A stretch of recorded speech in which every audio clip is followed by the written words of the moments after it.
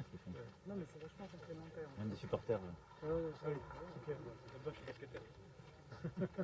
Vous, vraiment, vous faites rien de naturel. Heureusement, je fais comme ça. C'est-à-dire qu'il a un maillot olympique de Marseille, je dis les supporters de l'OM, il ne me dit pas du tout de l'AS Monaco. Il a un maillot de foot et il fait du basket. Pardon. Vous allez bien? Alors, Bonjour, Monsieur le Président. On parle d'une génération sacrifiée à cause du Covid qui a, sur une des études qui a décroché. Est-ce que vous avez le sentiment qu'avec ces opérations, on pourra compenser l'effet Covid et comment mesurez-vous les résultats? alors, vous avez raison de dire que ce que notre pays vient de traverser et est en train de traverser est un sacrifice énorme pour notre jeunesse. D'abord parce qu'on a demandé à beaucoup de jeunes, enfants, adolescents ou jeunes adultes, de rester pendant des mois confinés, ce qui est, je dirais, encore plus dur que pour le reste de la population, parce qu'on a dû tenir loin de l'école physique beaucoup de nos enfants et de nos adolescents, même si l'éducation nationale s'est transformée, a inventé pendant cette période, et je veux ici en présence du ministre vraiment saluer l'ensemble des enseignants qui ont su développer l'école à distance, multiplier les initiatives, et nous sommes l'un des pays qui d'ailleurs a été le plus vite dans le retour à l'école, d'abord sous une forme limitée puis normale, et notre jeunesse a aussi, si je puis dire, subi beaucoup de cette crise pour celles et ceux qui avaient des examens, des concours à passer et qui allaient rentrer dans l'emploi. Et la période que nous allons traverser maintenant, celle où la crise sanitaire est encore là, autour de nous, même si nous ne sommes plus dans le pic, mais où la crise économique et sociale est déjà là, est une période très délicate, qui plus est parce que nous entrons dans l'été et les grandes vacances. Et c'est pour ça qu'avec les ministres de l'Éducation nationale, de la jeunesse et des sports, de l'Intérieur et la ministre du Travail, nous avons souhaité être là parce que j'ai demandé au gouvernement de prendre un ensemble de décisions, d'actions très concrètes pour notre jeunesse. Concrètes et rapides. D'abord pour cet été. Nous avons tout fait, je le disais, pour que les jeunes reviennent le plus vite possible et jusqu'à début juillet à l'école. Mais l'été sera difficile pour une grande partie de notre jeunesse. Il sera difficile parce que les départs en vacances sont plus contraints que d'habitude, parce qu'il y a une partie de notre jeunesse qui retournait au pays ou dans la famille quand il y avait des familles binationales ou issues de l'immigration, ce qui ne sera pas possible, parce que les contraintes sanitaires rendent les choses plus difficiles, parce que la crise aussi qui s'installe rend plus difficile le départ en vacances pour beaucoup de parents. Et donc cet été est un été aussi où on doit réduire les inégalités et mieux encadrer nos enfants.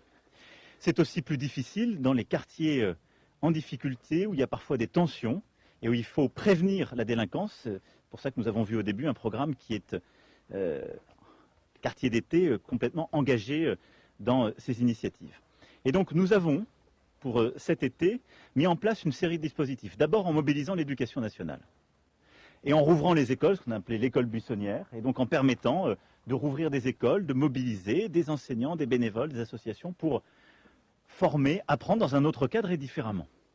Nous avons beaucoup mobilisé les associations. Nous en avons vu quelques-unes et je veux vraiment les saluer, les remercier, qui vont aussi permettre d'accompagner ce travail, d'encadrement, d'accompagnement où il faut apprendre, essayer de rattraper pour partie le retard et préparer la rentrée pour certains enfants, mais aussi avoir des activités qui permettent de sortir du quartier, de l'appartement qui est parfois réduit, de la famille pour aller découvrir sa région ou d'autres régions françaises pour un ou plusieurs jours. Et vraiment, le travail des associations que nous avons accompagnées avec le ministère est très important.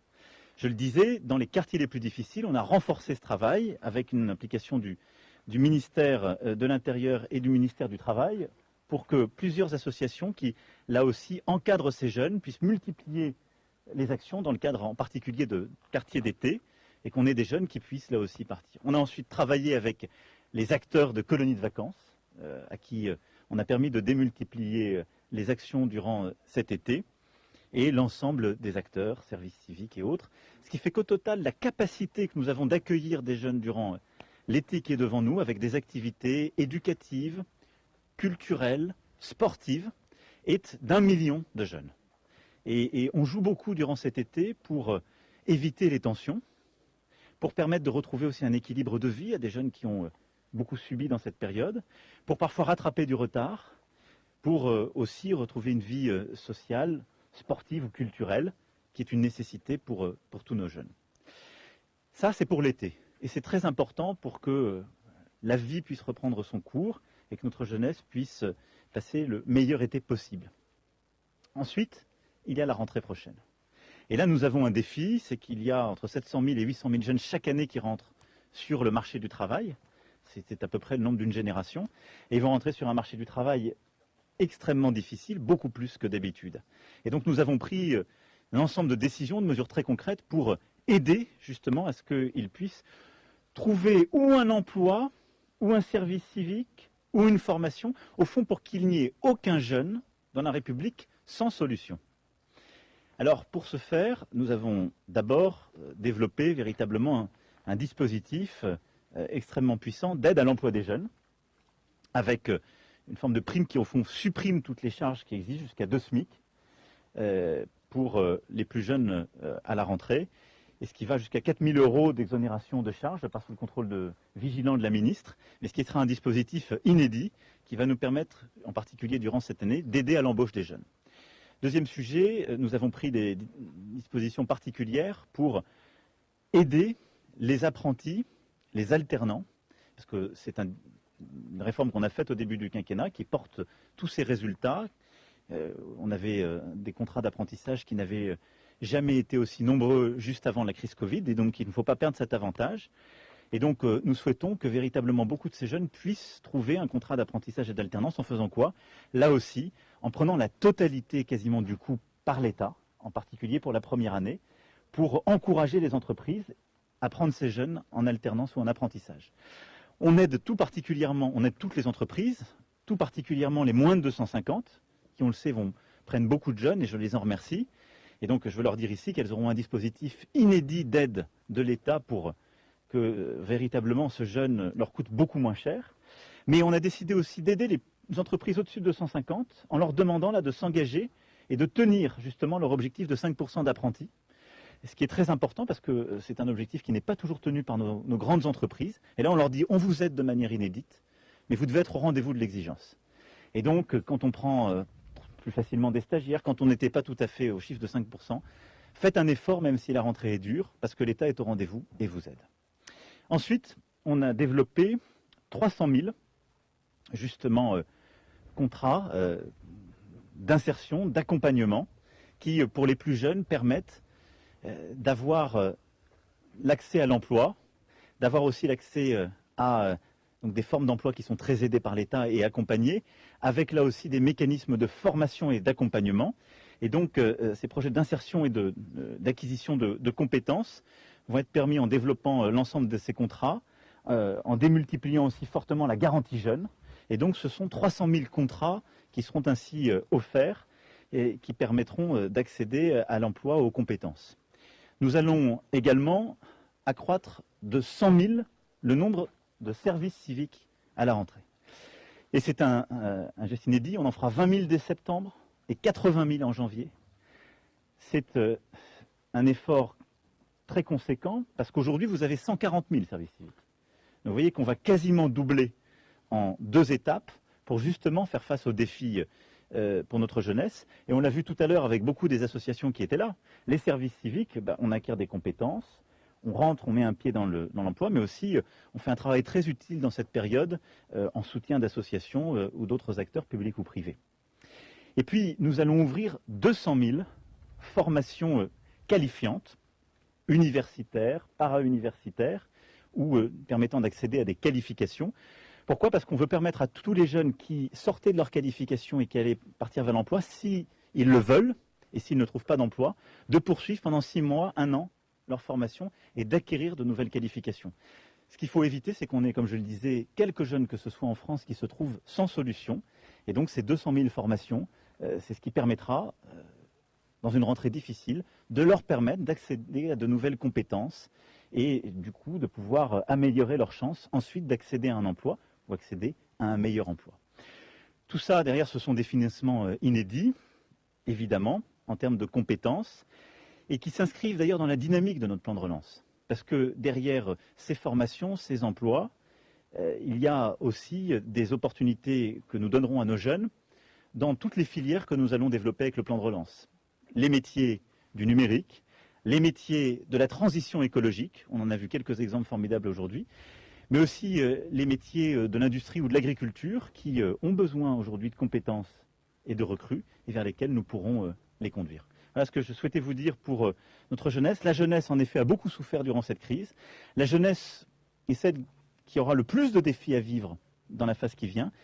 Et donc, j'ai souhaité que le gouvernement, et au fond, la nation tout entière soit présente. Parce que je veux vraiment remercier, au-delà du travail du gouvernement et de ce que je viens ici de récapituler et d'annoncer, dire la mobilisation de l'ensemble des associations, de l'ensemble des élus qui étaient présents et qui sont présents à nos côtés et qui font beaucoup aussi pour travailler avec nos jeunes et l'ensemble des opérateurs. Je crois que l'exemple que donne Chambord aujourd'hui est un très bon exemple à cet égard.